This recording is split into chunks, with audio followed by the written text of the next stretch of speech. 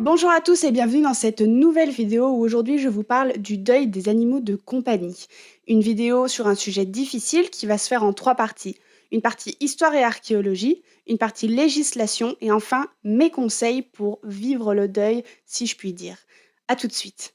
Pour faire une chronologie des funérailles d'animaux, cela est assez complexe et en particulier dans le cadre archéologique et zooarchéologique. Il faut déjà prendre en considération la domestication des espèces qui n'a pas la même chronologie de partout. Idem, ce que l'on trouve en terre en termes de restes d'animaux va drainer beaucoup de questions selon le contexte. Sont-ils associés à un humain ou non ?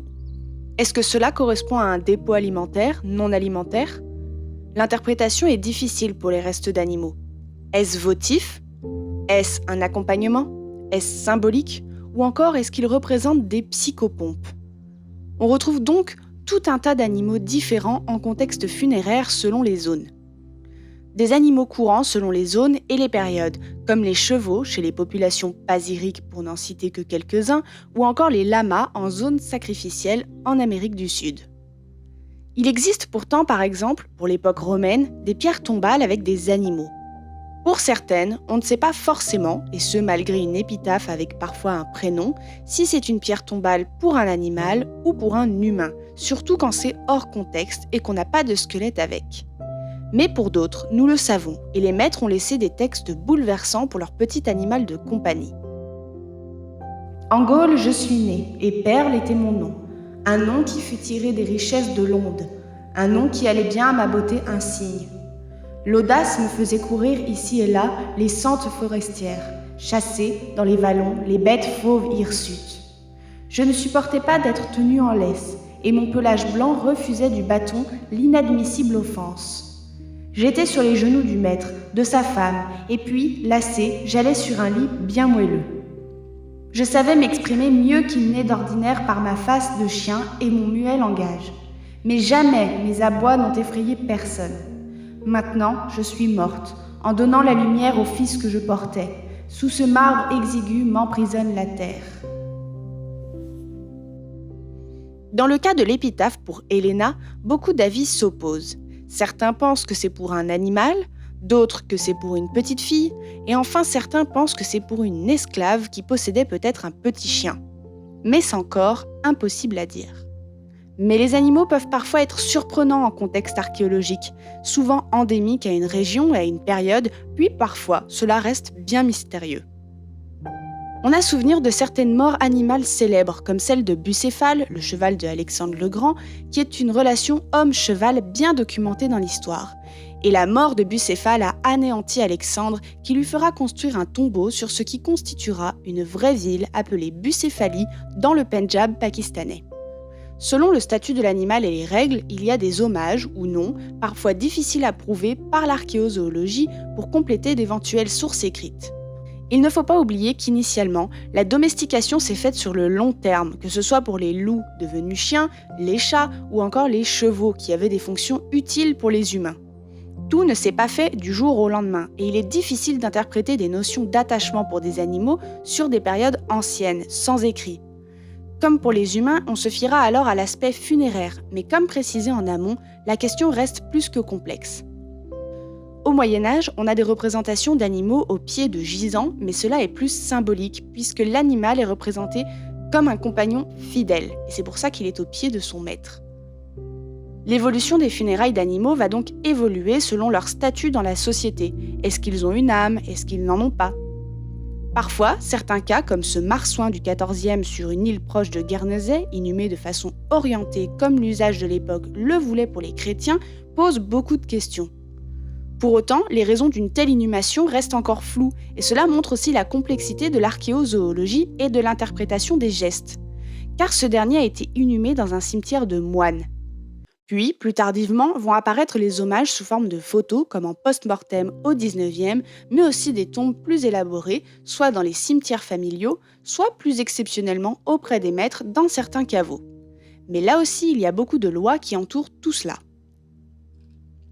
Et puis, il y a les animaux qui vont être naturalisés en post-mortem par leur maître, faisant appel à des taxidermistes pour une conservation à la maison ou bien dans des musées, comme pour le chien militaire Stubby, véritable héros de la Grande Guerre qui est conservé au Smithsonian Institute.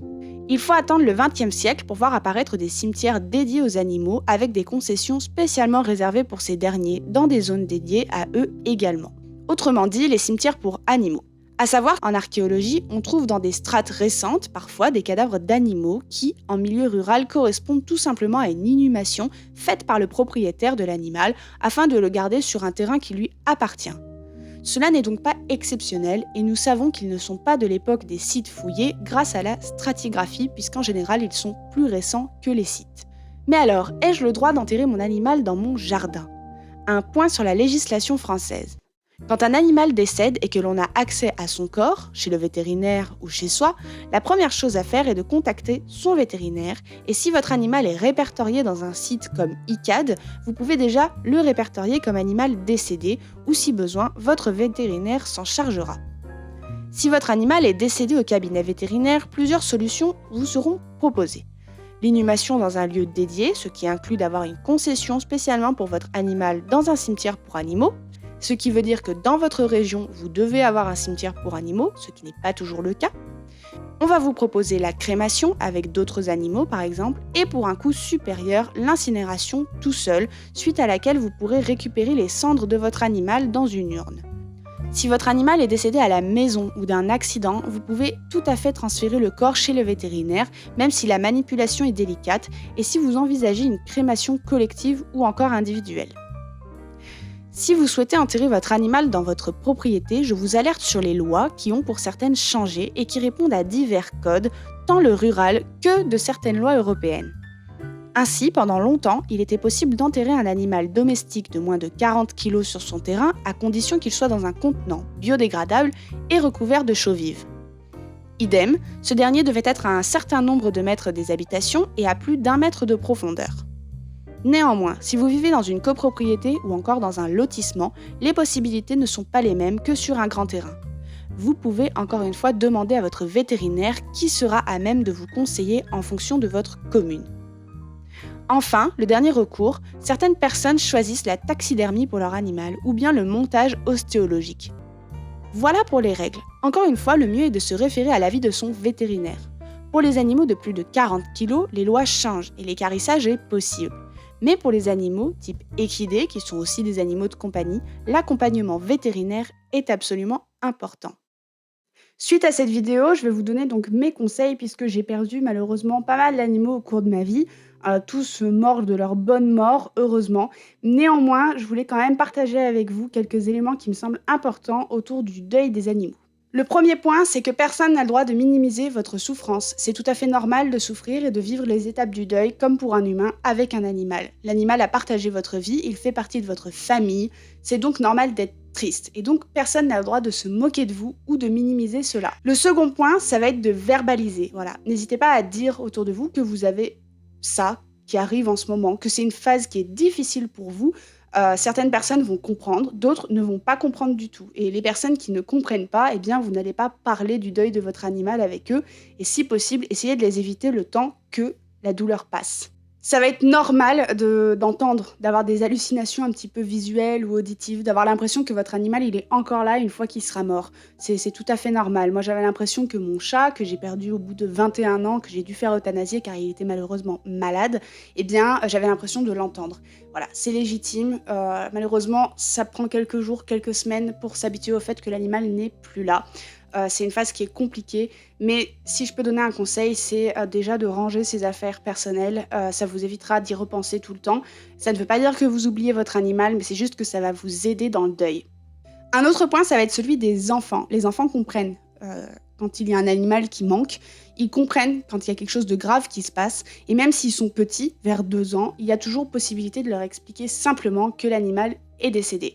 Alors attention à ne pas utiliser des métaphores du type l'animal est parti puisqu'ils vont croire qu'il va revenir. Les enfants sont très premier degré, donc il faut trouver les mots et expliquer simplement que l'animal est ailleurs. Et en fonction de ce que vous trouvez le plus rassurant, essayez d'éviter tout traumatisme en termes de vocabulaire et aussi d'éviter les métaphores où il peut attendre quelque chose après ce départ de l'animal. Ensuite, si je peux conseiller, c'est de faire une sorte de rituel, c'est-à-dire que si vous récupérez le corps de votre animal ou si vous l'inhumez sur un terrain, eh bien de faire pourquoi pas une petite cérémonie, bref, faire quelque chose qui vous permet de faire bien la différence entre la vie et ensuite la mort de l'animal. Voilà, un rituel, ça aide, ça peut faire une cohésion familiale. En fonction de ce que vous avez choisi, moi pour mon chat, j'ai choisi une incinération où il était tout seul. Donc j'ai récupéré une urne qui se présente comme ceci, donc une urne en carton. On voit, il y a un petit espace pour déverser les cendres si on veut. Et puis ils avaient donné un petit cœur en fait, et quand on le plante, ça fait des fleurs. Voilà, je trouvais que c'était mignon, c'est attentionné. Et en fait, j'ai très mal vécu le décès de mon chat que j'ai accompagné jusqu'au bout. Mais quand j'ai reçu les cendres, je me suis sentie apaisée de récupérer mon chat. Voilà, donc en effet, j'ai payé plus cher que si j'avais enterré le chat quelque part ou si j'avais fait une incinération collective. Mais je savais que j'avais besoin de récupérer mon chat pour faire le deuil. Donc voilà. Neko est ici et Neko donc, voilà, a vécu 21 ans et il est toujours avec moi. Mais un animal, c'est pas parce que il vit longtemps qu'on va être plus triste, parce que en fait, on a des animaux qu'on garde des fois quelques mois, qui vont mourir soit de maladie, soit d'accident, et on va être très très triste aussi. Et on a des animaux un peu particuliers des fois, donc ça peut être des NAC, des nouveaux animaux de compagnie, et ça peut être aussi, dans mon cas, un insecte. C'est-à-dire que pendant quelques mois, j'ai eu une menthe, Hymenopus coronatus, donc qui est une petite menthe orchidée pour ceux qui voient à quoi ça ressemble. Et en fait, j'ai passé quelques mois extraordinaires avec cette menthe, on était très proches. Et en fait, quand il est mort, j'ai été dévastée, et tellement dévastée que je l'ai fait sécher et je lui ai fait un petit cercueil. Et voilà, là aussi, ça m'a fait du bien et je n'ai absolument pas de honte à avoir fait un petit cercueil à ma menthe religieuse parce qu'au final, ça m'a fait du bien et je suis contente de l'avoir avec moi à l'heure actuelle. Enfin, si vous avez d'autres animaux à la maison, ils vont sentir aussi qu'il y a un problème, ils vont sentir que vous êtes triste et surtout ils vont voir que leur compagnon n'est plus là. Et ils peuvent être éventuellement tristes. On voit des chiens, des chats qui pleurent, qui appellent, qui cherchent. Et ça peut être difficile à gérer. Le meilleur conseil, c'est eh bien, tout simplement de leur apporter de l'amour et de l'affection pour essayer voilà, de faire en sorte que ça va mieux. C'est toujours triste de voir son buddy être malheureux, que ce soit un chien ou un chat, c'est toujours difficile à vivre. Donc le meilleur conseil que je peux donner, voilà, c'est d'être attentif à ce dernier, à ses besoins, et essayer d'être là pour lui, comme lui sera là pour vous, parce qu'il verra bien que vous êtes triste, et lui aussi comprendra qu'il y a quelque chose qui est différent, et le temps passera, et petit à petit, l'animal reprendra le goût de vivre. Mais c'est possible que l'animal soit abattu, triste, qu'il reste dans son panier, qu'il soit silencieux, bref, ou alors qu'il pleure. Il y a plein de cas de figure qui sont possibles et il ne faut pas négliger ça non plus parce que les autres animaux font aussi partie de la famille. Enfin, je voulais conseiller une dessinatrice, Jenny Genia, qui fait des petits dessins sur la mort des animaux. Je vous conseille d'aller voir, c'est une petite larme à l'œil quand même quand on regarde ses dessins, mais c'est très touchant et elle parle d'un sujet difficile et je trouve qu'elle le fait extrêmement bien avec ses dessins et avec ses petites BD qu'elle produit. Voilà, donc ça c'était mon petit conseil pour cette fin de vidéo. Je vous remercie d'avoir suivi cette vidéo, j'espère qu'elle vous a intéressé, qu'elle vous a plu. Si vous êtes dans le cas, vous avez perdu un animal de compagnie, sachez que je pense fort à vous, que je sais que c'est difficile et j'espère que ça va aller.